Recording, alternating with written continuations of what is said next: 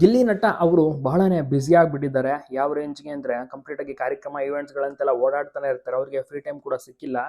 Free time ಸಿಕ್ಕರೆ ಖಂಡಿತವಾಗಿಯೂ ಕೂಡ ಅವರು ಕಾವ್ಯ ಅವರ ಮನೆಗೆ ವಿಸಿಟ್ ಮಾಡೇ ಮಾಡ್ತಾರೆ. ಬಟ್ ಯಾವಾಗ ವಿಸಿಟ್ ಮಾಡ್ತಾರೋ ಗೊತ್ತಿಲ್ಲ. ಜನರು ಕೂಡ ವೇಟ್ ಮಾಡ್ತಾ ಇದ್ದಾರೆ ಅದನ್ನ ನೋಡೋಕೆ. ಯಾಕೆಂದ್ರೆ ತುಂಬಾ ದಿವಸಗಳಿಂದ ಕೂಡ ಕಾವ್ಯ ಅವರ ತಂದೆ ತಾಯಿ ಸಹ ಮನೆಗೆ ಗಿಲ್ಲಿ ಅವ್ರನ್ನ ಇನ್ವೈಟ್ ಮಾಡ್ತಾನೆ ಇದ್ರು. ಹಬ್ಬದ ಟೈಮಿಂದಲೂ ಕೂಡ ಬಿಗ್ ಬಾಸ್ ನಿಂದಲೂ ಕೂಡ ಅವ್ರು ದೊಡ್ಡ ಅಭಿಮಾನಿ.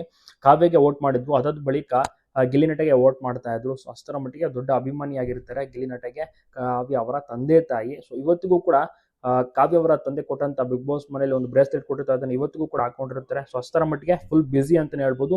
ಎಲ್ರಿಗೂ ಕೂಡ ಇಷ್ಟ ಕಾವ್ಯ ಮತ್ತೆ ಗಿಲ್ಲಿ ನಟ. ಸೊ ಇಬ್ಬರ ಒಂದು ನಟನೆ ಜನರಿಗೆ ತುಂಬಾನೇ ಅಚ್ಚುಮೆಚ್ಚು. ಸೊ ಒಟ್ಟಿಗೆ ಕೂಡ ಆಗಾಗ ಕಾಣಿಸ್ಕೊತಾ ಇರ್ತಾರೆ ಈವೆಂಟ್ ಫಂಕ್ಷನ್ ಗಳಲ್ಲಿ. ಜೊತೆಗೆ ಯಾವಾಗ್ಲಾದ್ರೂ ಒಟ್ಟಿಗೆ ಸಿನಿಮಾದಲ್ಲಿ ನಟಿಸಬೇಕು ಎಂಬ ಆಸೆಯನ್ನು ಕೂಡ ಅಭಿಮಾನಿಗಳು ವ್ಯಕ್ತಪಡಿಸ್ತಾರೆ.